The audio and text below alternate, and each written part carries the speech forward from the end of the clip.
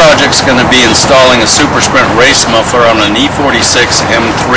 We're going to have installation procedure and before and after sound clips.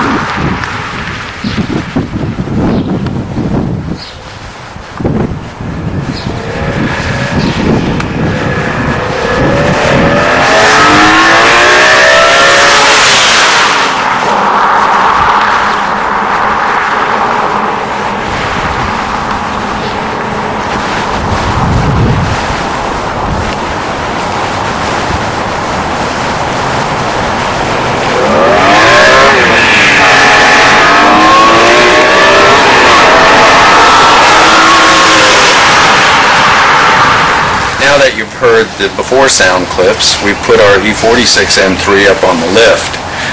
Our project now is going to be to replace the exhaust system. The hanger points on this car, there's a factory hanger point on the far right, and there's two factory hangers on the far left. The two inlet pipes come into the muffler on the left side, and they use factory seals and bolts. On the ground, we've got the Supersprint race muffler replacement. Same basic hanger locations.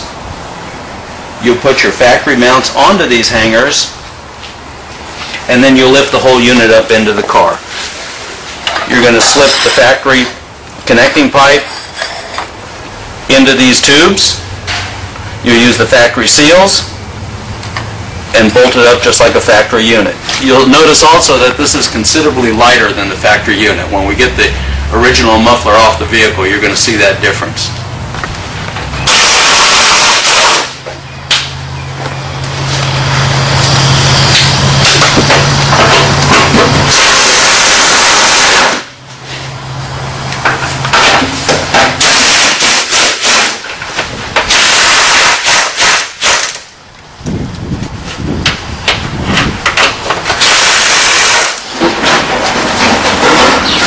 Never mind, Carl.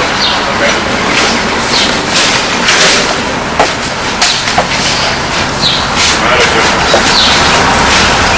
Now, if you look at the difference here, there's a substantial size difference between the Supersprint and the factory muffler.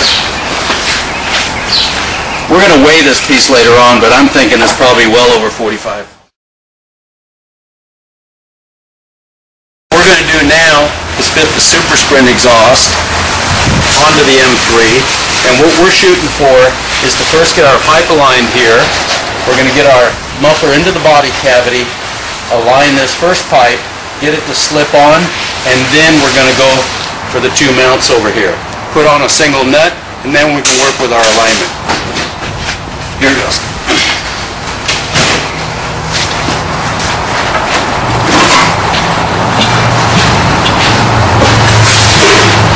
So we've got the muffler attached to the vehicle securely with the hangers.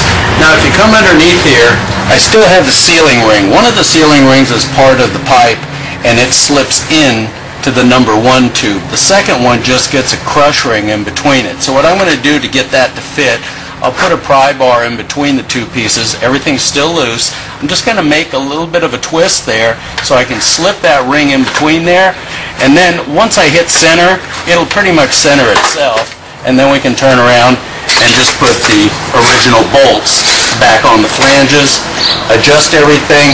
We got to make sure our tailpipe tips are correct, which we have not done yet, but we'll do that.